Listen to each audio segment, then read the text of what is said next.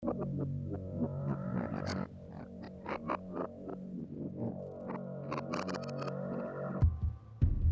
don't see much shelter over in those mountains, but that's the only choice I have right now. This is gonna be a long week.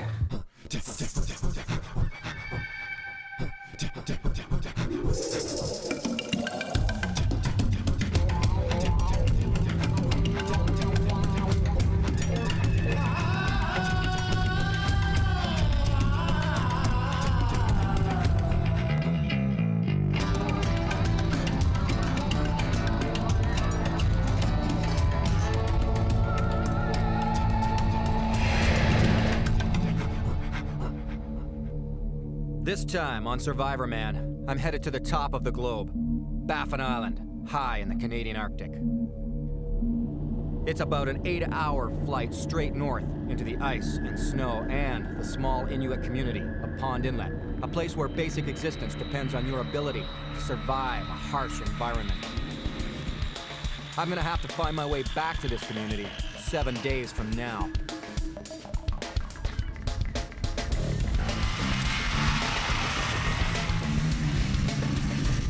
For 10 straight hours, I'll push this snowmobile farther and farther into the barren Arctic, where I'll be left alone to survive. This is the Arctic, at the top of our world. It's a changing landscape of barren land, snow-covered mountains, and vast expanses of constantly shifting ocean ice.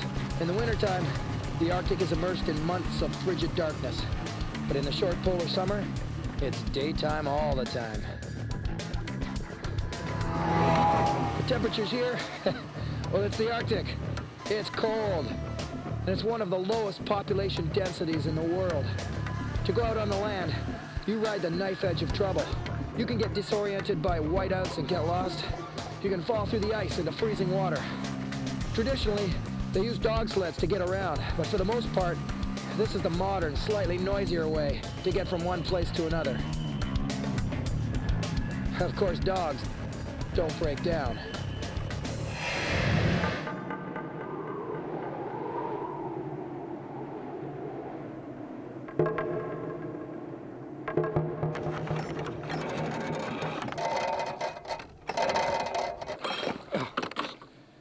Oh, yeah.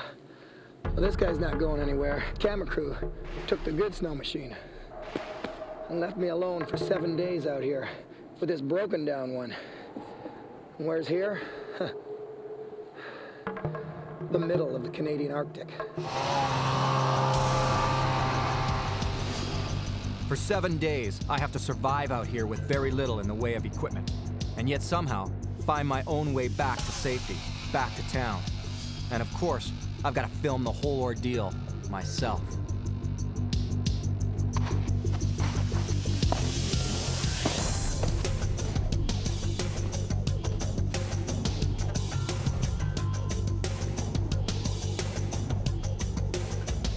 I took ill on my way to the Arctic, but the production team had little sympathy.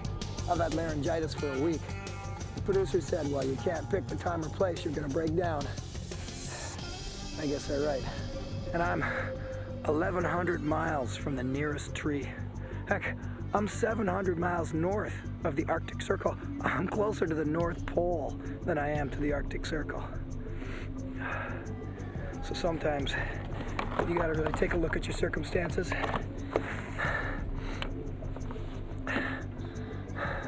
Do whatever you gotta do. If the snowmobile can't help me get back, I'll take advantage of what it can offer. Everything from sharp parts for digging to the wires and the oil. I've got to use what I can to survive. Who knows? I might take some of this grease and just put it under my eyes just to kind of give me that football look, you know? Maybe stop some of the glare off the snow. Ripping some of the sponge right out of the seat cushion, I figure it's a good idea to soak up some gasoline. It could prove valuable in this land without trees.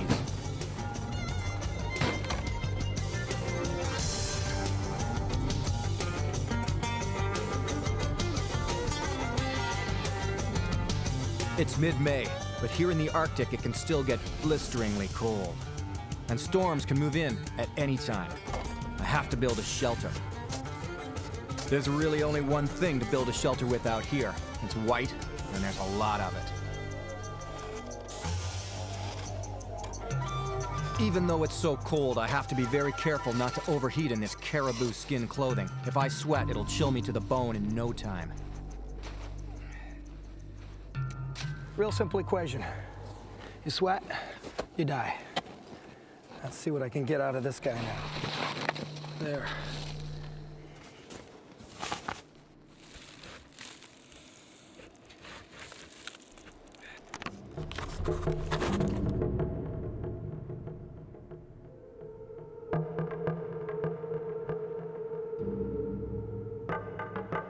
Well, that's it. The snowmobile cowling, some foam from the seat, and some snow. That'll be home for the night. You know, I just turned the camera on and the little clock comes on in the beginning, and I happen to notice the time.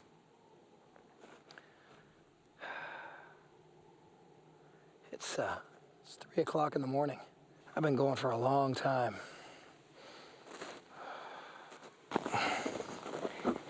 Tomorrow I'll try to get my bearings and start the long walk out.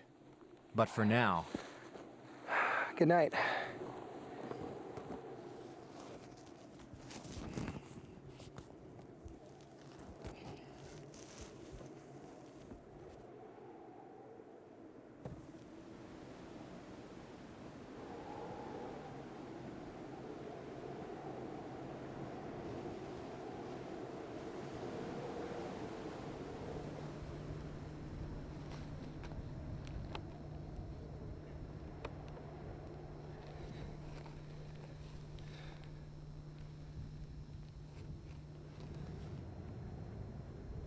As you can see, the white did get whiter. I can't even see the mountains in behind me now. The wind has picked up as well. And my feet are cold and my body's starting to get chilled, even though I'm protected down in here with fur and a windbreak. It doesn't seem to matter. I gotta get off this sea ice. I don't see much shelter over in those mountains, but that's the only choice I have right now. This is gonna be a long week. The machine is too heavy to take much of it with me, but it won't stay here. The crew will return for it at the end of my week alone.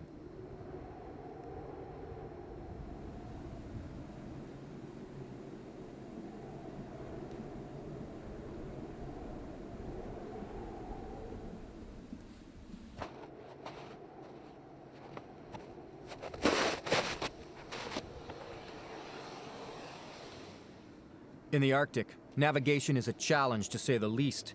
The sea ice here is about 6 feet thick, and cracks in the ice are very dangerous. If I fall into one, it's game over.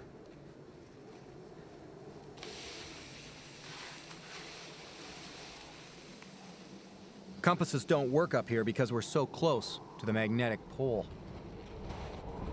The huge pans of ice are also constantly shifting. You could be floating out to sea and not even know it.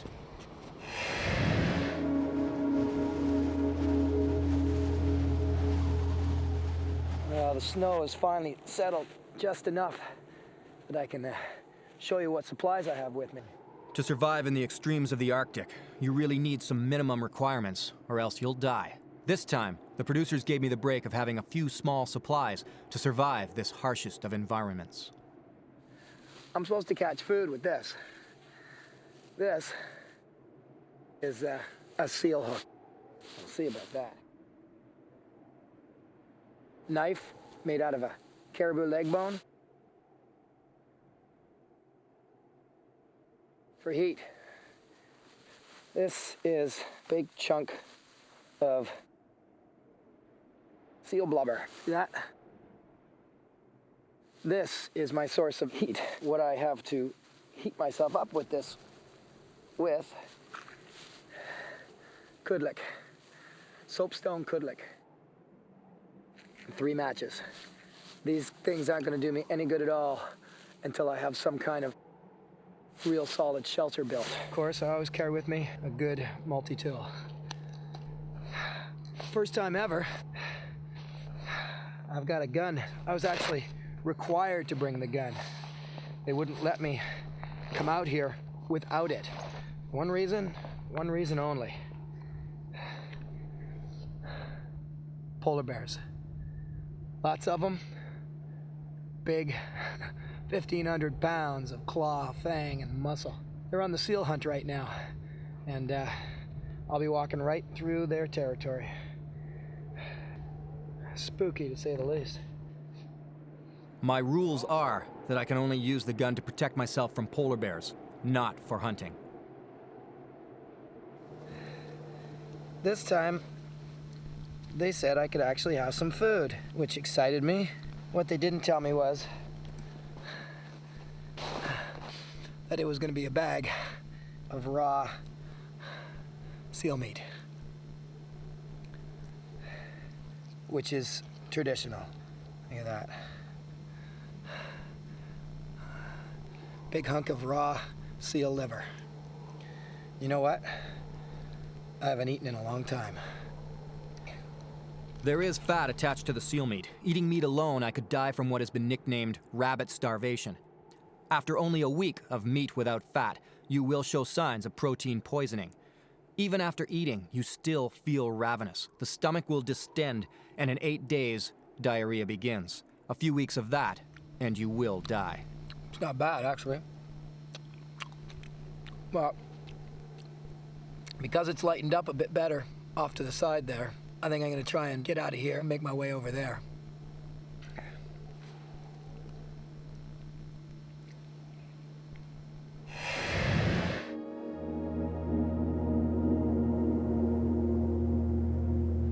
Now, smelling like a seal, I'll make my way through thick polar bear country. Just a big piece of slow-moving bear food. Well, I pulled my Comatech as far as I could up this little break in the mountains, and I found this. Beautiful glacier making its way to the ocean. And that's not even the best part. Let me show you what else I found.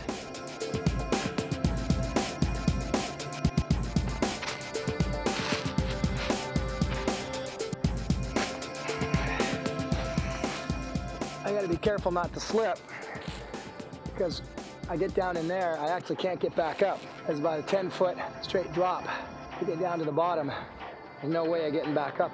This is fantastic. I am sitting underneath the big toe of a glacier. It makes me kind of nervous being in caves like this anyway. You don't know when one of these big chunks is gonna fall off, break your neck. Big piece right up above me, actually. Good night. Oh, this is kind of spooky.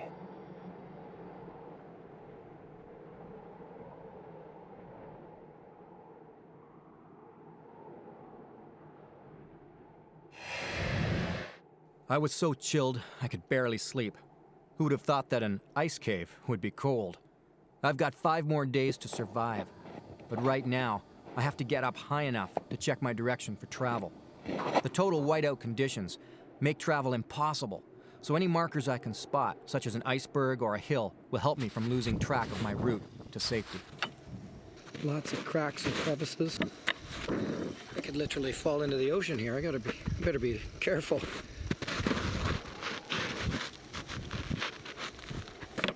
Trying to go up there.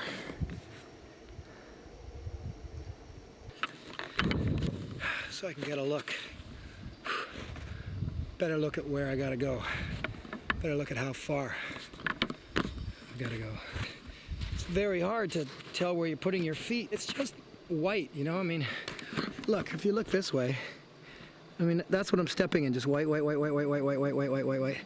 And you can barely see where the sky begins and the land ends. Well, I'm at the base of this little mountain here, this little hill. So I'm gonna climb up, see if I can get a better look where I gotta go. That's where I'm headed.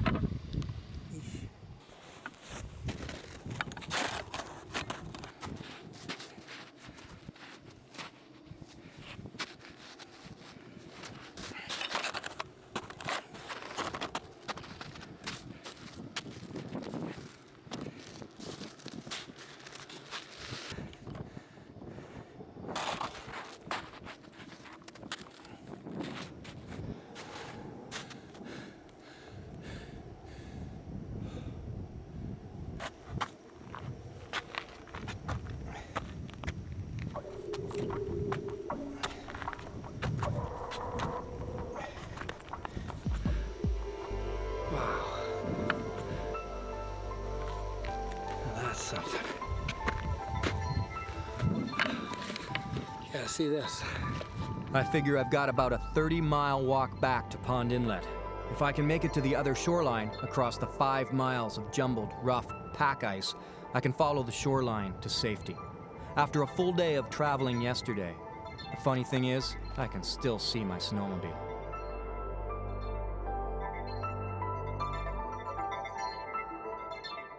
Well, of course, as always, I got way too much heavy camera equipment to haul around. I can't underestimate how much of a hassle having this stuff is. Survival wouldn't be so hard if I didn't have to try to film it at the same time.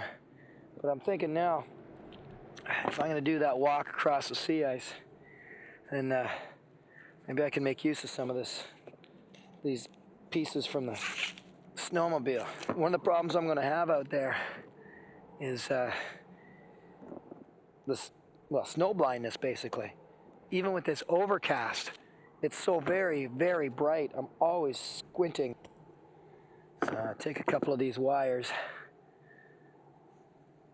That ought to work. And some of that crappy old seat cover.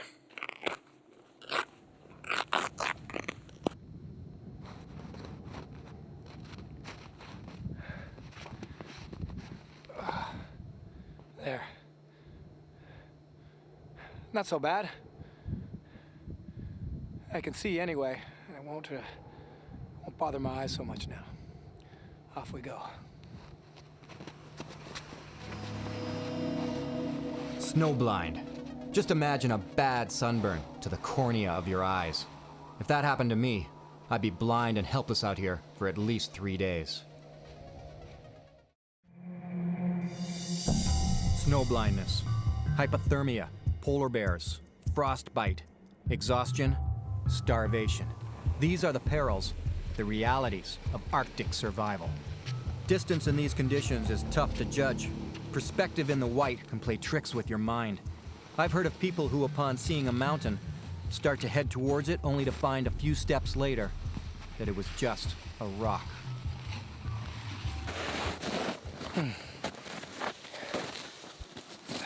It's just so white out here. I mean, it's white upon white upon white. Everything's a shade of white.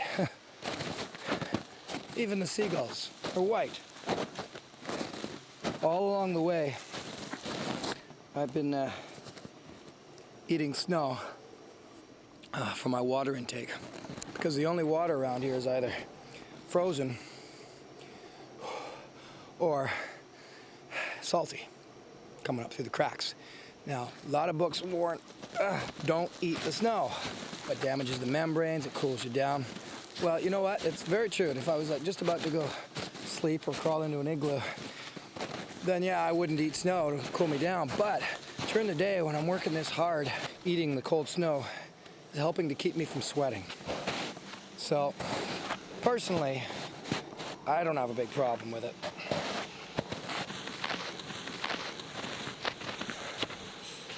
I'm not that close to the flow edge, but I'm close enough.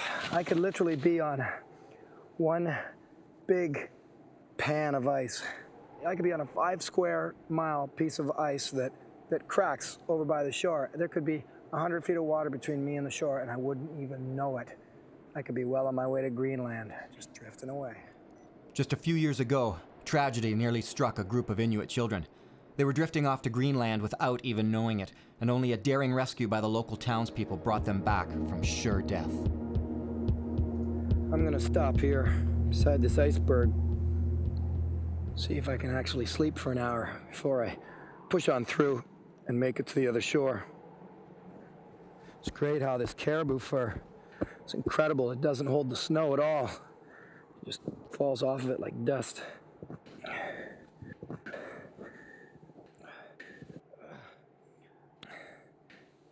So here I sit, middle of the Arctic, with a big chunk of raw seal meat, attempting to sleep beside an iceberg.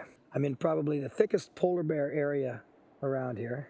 I'm beside an ice crack. They like to hunt the ice cracks looking for seals. I'm beside an iceberg. They like to circle the icebergs looking for seals. And I'm sitting here with a big hunk of raw seal meat.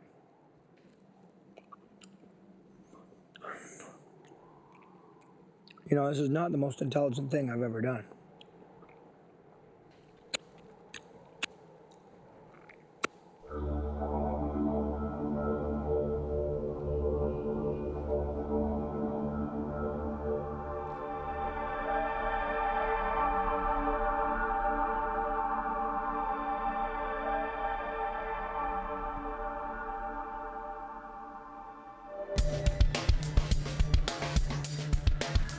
Day 4 of my 7-day challenge to survive in the Arctic alone.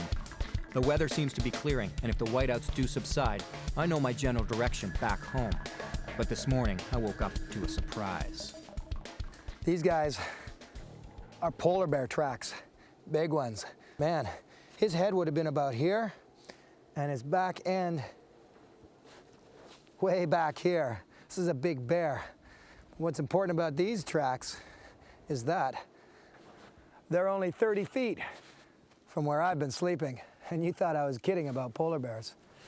Yeesh. Look at the size of these things. Well, right here you can even see the impression of them. Wow. Even carrying a rifle, I'm not safe. I'm not exactly a sure shot. I know of one Inuit man who spotted a bear outside his cabin window, turned to see a second bear outside the other window. They were about to corner him. He bolted from the cabin, and with the bears in pursuit, he jumped to his snow machine, pulled out the rifle, and turned to shoot, killing both bears as they dropped to the ground only feet away.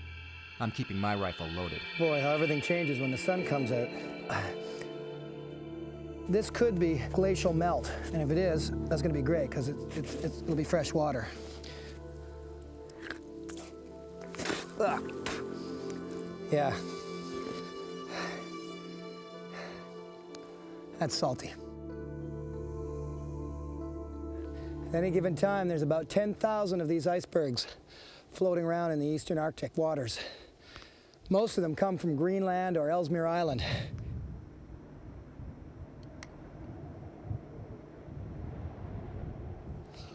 You know what they say? It's just the tip of the iceberg.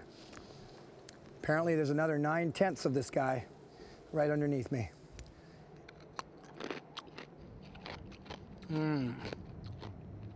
Not salty, nice and fresh. Later on in the summer, this guy's gonna float right past Newfoundland. Making my way up the iceberg. This isn't just a flight of fancy. In fact, the Inuit used icebergs to watch out for polar bears, to look for seals on the ice, to determine their route. They use them quite regularly to get a view on all of their surroundings. And that's what I'm going to do too. This is actually pretty exciting. There's a seagull, and I'm level with him. That's cool. This is absolutely breathtaking. I mean, there's not a soul around for miles. This is about as alone as you can get. Wow. I can see polar bear tracks and a lot of icebergs. And I can see my route out too. And I can see why the Inuit climbed the glaciers to look around. Even if it was just for the view.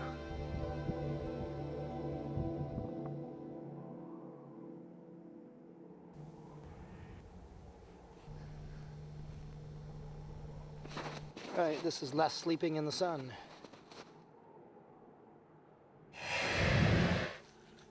Even though there is good weather now, my stomach reminds me that I've had 4 long days with only a few bites of meat and very little sleep. You know, the fascinating, beautiful, and actually quite dangerous aspect to this time of year is that it can go from kind of a scorching hot sun to minus 30 in just a few hours. I could even get a sunburn out here right now. Anyway, this is a nice break from that freezing time in the ice cave. A few days of nothing but cloud and snow.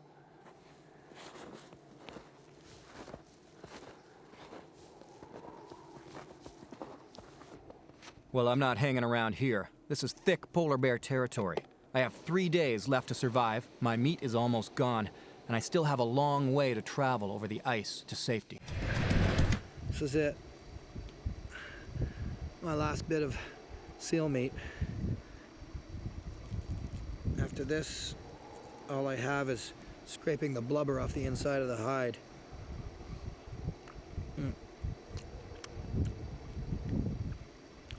I gotta find something else.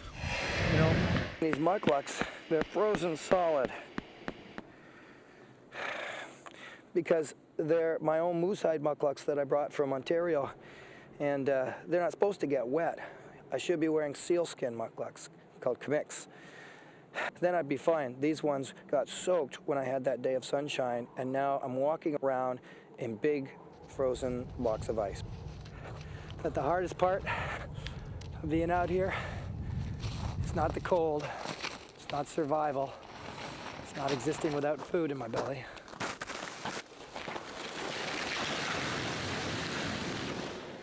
It's running the cameras. They are a pain, to put it lightly. Oh well, that's what I'm here for.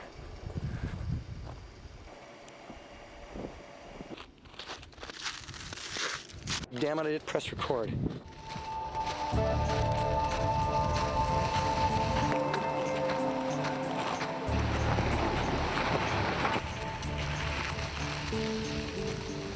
Well, I'll tell you what, I'll call them sleeps instead of nights because there is no night. So I've had a short sleep in kind of like a snow grave beside the snow machine. A very windy, very cold experience. I had a short sleep in an ice cave, and a little better sleep in the sun when it finally came out beside the iceberg. What I've been doing is I've been looking for some better snow, some deeper snow, where I can maybe make an igloo. And I think I found it. So that's where I'm headed.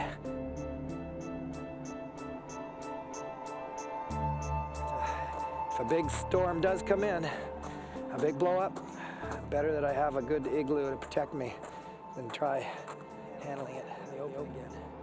This might look like a beautiful shot, but I still have to go back and get the camera. It's cold.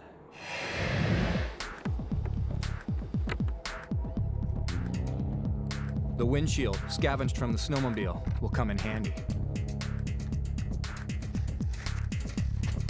I checked around, and this snow does feel good. If the snow's too soft, then it's just gonna crumble on you. If it's too hard, then you gotta work too much. And I hate to make this comparison, but it's gotta kind of feel like styrofoam. Okay, this is gonna take me a while, as you can see. And I've got a time-lapse camera running, and I'm just gonna go to it.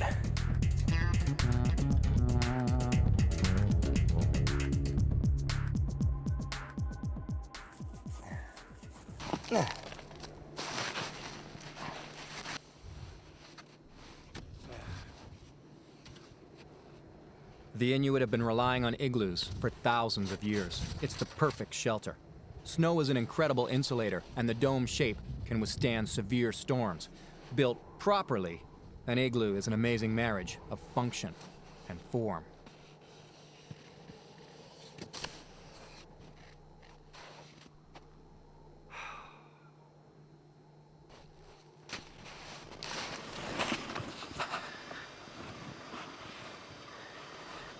Well, folks, this is it.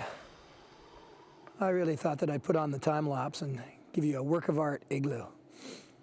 But being that this is the first time I ever tried to make one, and according to the local Inuit, friend of mine actually, Sam Umik, the snow is the worst type of snow to try and make an igloo with right now.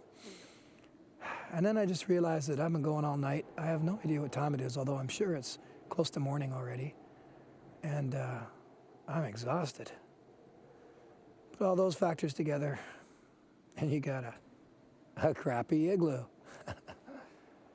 So I'm gonna try and sleep. I got my seat cushion from the snowmobile still.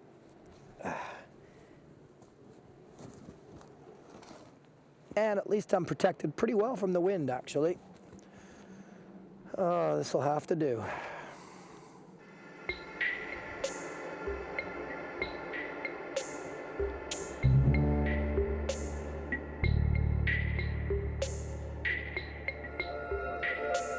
After almost a week of seeing nothing but rock and snow, I finally found a grassy area not too far from my igloo. Just to walk upon and touch this grass feels so good after such a long, cold, miserable night working on that shelter. Oh, man. Oh, this is wonderful. Look at this, scraps of wood. Some of it not even that old. I'm sure local Inuit come through and repair their komatiks here. So I've got dried wood, dried grass, and little Arctic flowers that have already gone to seed, so they're fluffy. Sounds to me like the makings of a fire. There are old whaling stations and Inuit hunt camps everywhere out here, so it follows that scraps of wood and small metal objects appear as the snow slowly leaves the land.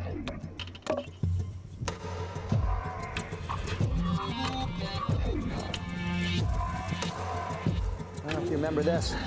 Stuck this into the gas tank. Of course, it's evaporated from being soaking wet with gas, but it still smells like gasoline. I still have 3 matches, but I'll need them later for the kudlik. And although they said I can't hunt with the rifle, they didn't say I couldn't start a fire with it.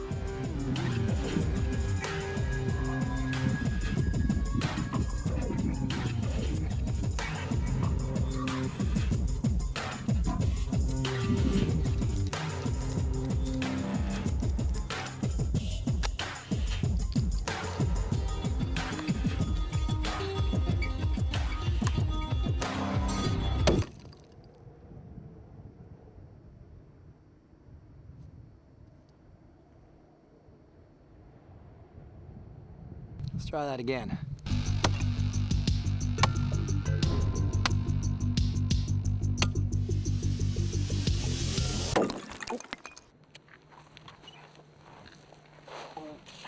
Hang on.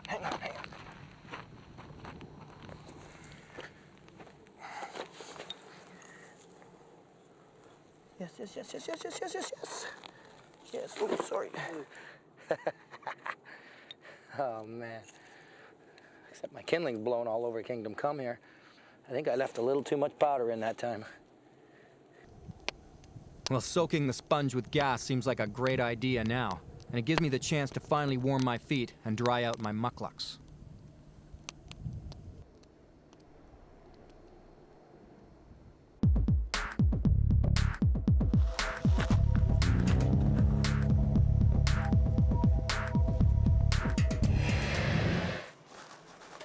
That little bit of wood didn't last very long, but I can still find ways to melt the snow for drinking water.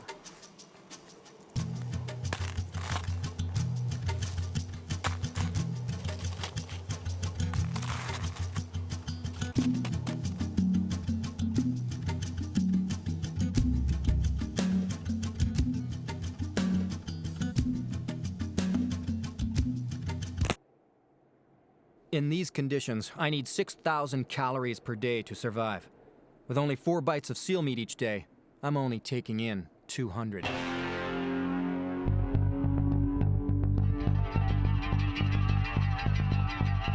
Right now, there aren't a lot of animals out here, except for seals, so it's back down into the thick of polar bear territory and onto the sea ice.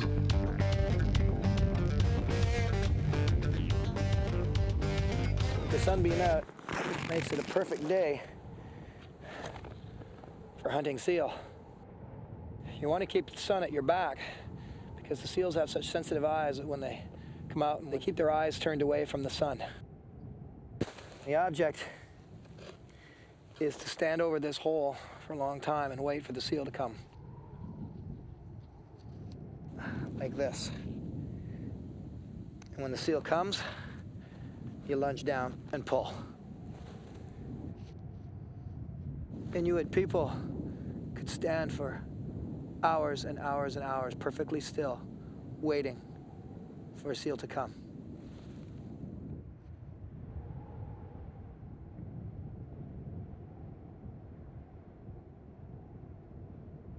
You have to stand completely still and silent or the seal won't come to the breathing hole. After what seems like hours, my arms and legs are aching. I can't do this anymore.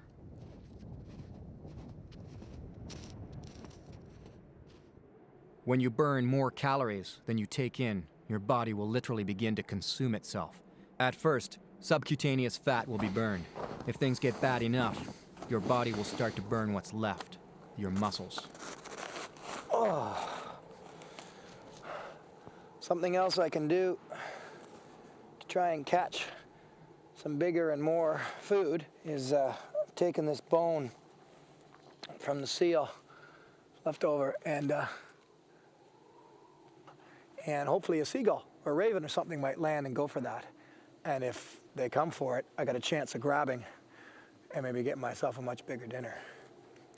In fact, there's also lots of survival situations where people have eaten their rawhide gloves and mucklucks and, you know, anything on them that is a natural, you know, animal part eventually can be eaten in a real dire situation.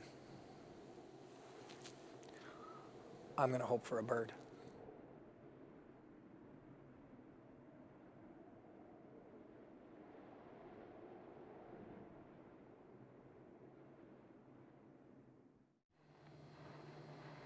It's the end of day 5 of my 7 days to survive in the Arctic, and I've spent all day looking for food without any luck. Now it's back to the igloo for another night. I think what I'm gonna do is make my kudlik. This is a soapstone dish, and basically to give myself a little bit of warmth during the night. Let's see, I found this little paper towel in with the bag of seal blubber. So I'm assuming that it's to help with the kudlik. The blubber, which I guess if I need to, I could also eat.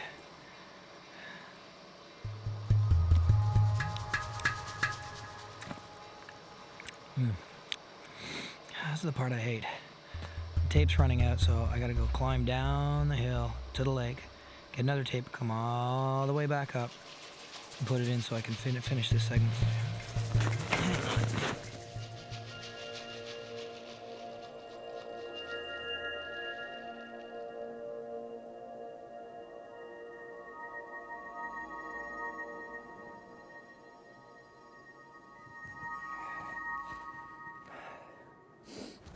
So what I want to do is scrape this blubber. Basically you do that until you fill this thing up with the slimy oil. And add this to the kudlik.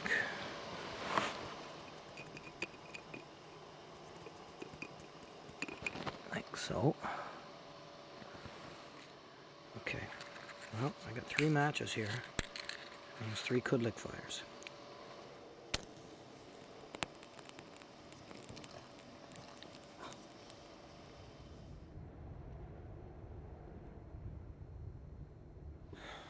Well, that little flame, which is getting bigger, it's going all the way across, is really exciting.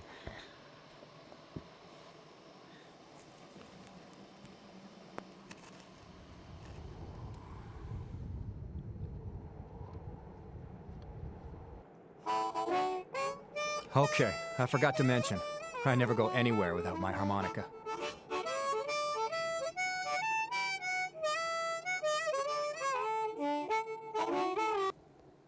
You know, it just occurred to me that I was told that polar bears are attracted to curious sounds.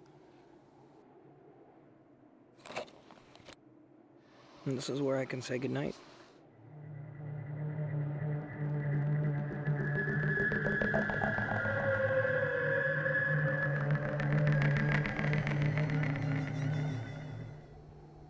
This is where I decided to sleep last night. A loaded gun by my side.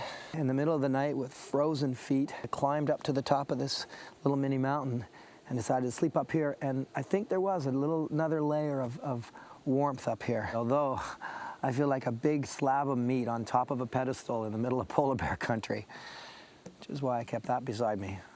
I'm not really even sure what day I'm at. With the sun spinning around, I can't figure out what the days are.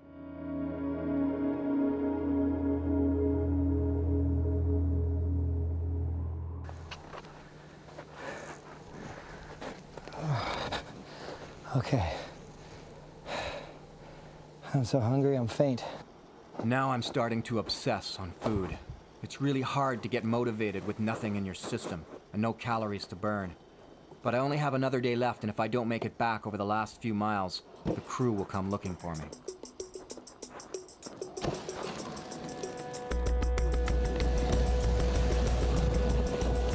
It felt like I was getting closer and closer to my final destination in town.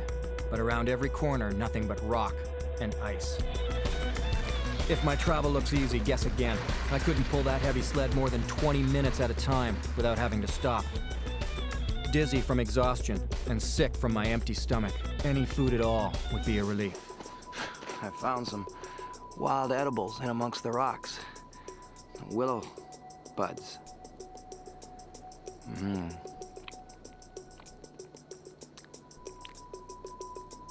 Two of them. Oh, three.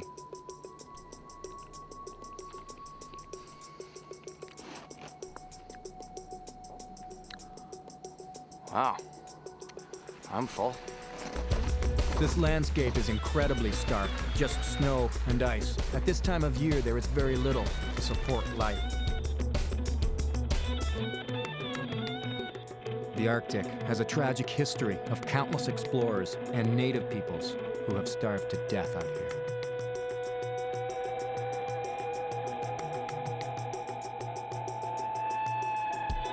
I hope this is my last night out here. If I'm right, tomorrow I'll be able to make it into the town. It occurred to me while sleeping here, even with the loaded rifle, if I wake up and a polar bear is breathing down on top of me, I don't stand a chance. It's the morning of day 7, and I'm due back in town today, or else the crew will have to find me. But just as I'm packing up, I spot something out on the sea ice.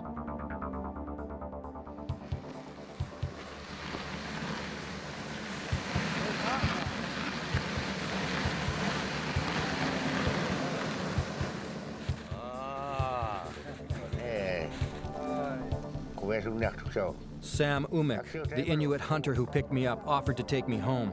It turns out, I'm still another 2 days of travel by dog team back to town.